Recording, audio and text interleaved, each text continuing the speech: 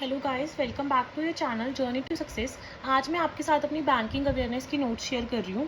इससे हमारा सबसे इम्पॉर्टेंट क्या पॉइंट ऑफ व्यू है, एक तो जो बैंकिंग अवेयरनेस है वो ऑब्जेक्टिव टाइप आएगी, तो हमें उसी पॉइंट ऑफ व्यू से प्रिपेयर करना है। दूसरा, बैंकिंग अवेयरनेस इंटरव्यू का एक बहुत ही इंपॉर्टेंट पार्ट है, तो इंटरव्यू के लिए कॉन्सेप्ट समझने बैंकिंग अवेयरनेस की वो बहुत इंपॉर्टेंट है। इसलिए आज हमारे नोट्स से हम पढ़ेंगे बैंकिंग अवेयरनेस। तो सबसे पहले बैंक्स होती क्या है। बैंक्स फाइनेंशियल इंस्टीट्यूशन है जिन्हें ऑथोराइज किया गया है to receive deposits and to provide loans, ठीक है। और बैंक्स के बेसिकली दो फंक्शंस होते हैं, एक प्राइमरी फंक्शंस, एक सेकेंडरी फंक्शंस। प्राइमरी फंक्शंस में दो ही आएंगे मेनली। एक तो हो गया एक्सेप्टिंग ऑफ डिपॉजिट्स, मतलब हम पैसे जमा करवा सकते हैं बैंक्स में जाके, और दूसरा ग्रांटिंग ऑफ लोन्स, मतलब हम बैंक से पैसे उधार पे ले सकते हैं। तो बैंक्स के दो फंक्शन है, एक प्राइमरी फंक्शंस, एक सेकेंडरी फंक्शंस।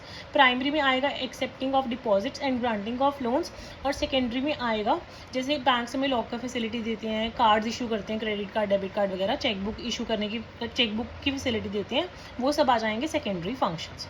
उसके बाद हमारा नेक्स्ट टॉपिक है टाइप्स ऑफ डिपॉजिट्स। जो हम पैसे जमा करवाते हैं बैंक में, जैसे डिपॉजिट्स होते हैं वो दो टाइप के हो सकते हैं, demand deposits, term deposits. Demand deposit मतलब जब भी हमने मांगे हमारे पास पैसे आ गए। टर्म मतलब कुछ फिक्स्ड पीरियड के लिए हमारे जो पैसे हैं वो जमा हो गए। तो जो डिमांड डिपॉजिट्स हैं वो फर्दर दो टाइप्स के होते हैं, कासा। कासा मतलब current account and savings account. और जो टर्म डिपॉजिट्स हैं वो दो टाइप्स के होते हैं, राफा। राफा क्या है, रेकरिंग अकाउंट और फिक्स्ड अकाउंट। तो जो डिमांड डिपॉजिट्स हैं उसे कासा भी बोलते हैं, that is current account and savings account. और जो टर्म डिपॉजिट्स हैं उसे राफा भी बोलते हैं, that is recurring account and fixed account, ठीक है।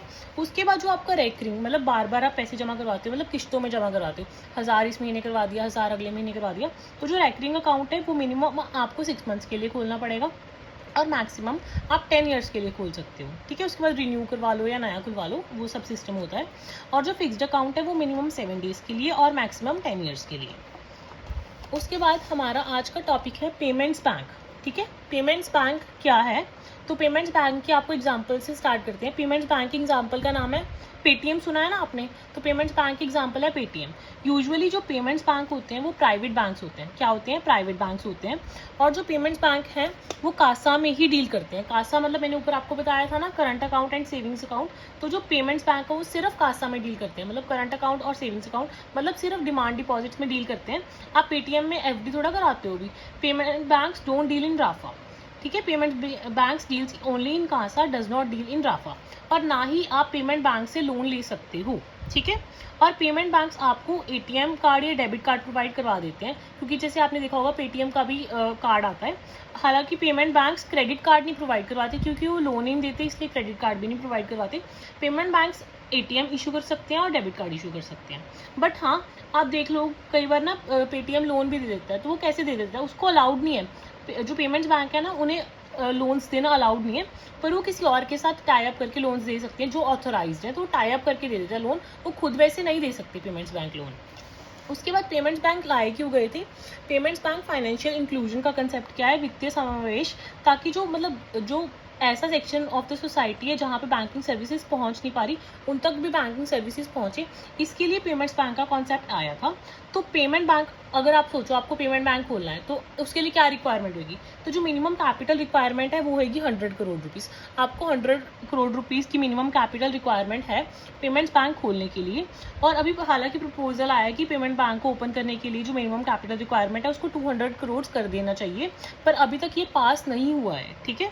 और आप पर यूज़र कितना डिपॉजिट रख सकते हो पेमेंट्स बैंक में, तो वो है 2 लाख रुपीज़। कितना डिपॉजिट रख सकते हो, 2 लाख रुपीज़। ये एग्जामिनर का one of the favourite question है कि जो पेमेंट्स बैंक है वो किस कमेटी की रिकमेंडेशंस पर आया है। तो जो पेमेंट्स बैंक है वो नचिकेत मोर कमेटी की रिकमेंडेशंस पर आया है, ठीक है। अब कुछ कंडीशंस हैं पेमेंट्स बैंक के लिए। पेमेंट्स बैंक के लिए कंडीशंस है कि 25% ऑफ द ब्रांचेस इन्हें अनबैंक्ड एरियाज में खोलनी पड़ेंगी, मतलब जहाँ पर बैंक्स नहीं है। और इनके लिए एफडीआई की लिमिट क्या है, 74%। एफडीआई क्या है, फॉरेन डायरेक्ट इन्वेस्टमेंट, ठीक है।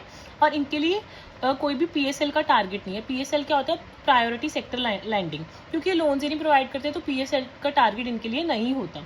इसके बारे में डिटेल्स आपको आने वाली वीडियोज़ में पता लग जाएंगी। और अभी इंडिया में 6 पेमेंट्स बैंक हैं, वो कौन कौन से हैं, Airtel payment bank, Indian post payment bank, Paytm payment bank, Fino payment bank, Jio payment bank और एनएसडीएल पेमेंट बैंक, ठीक है।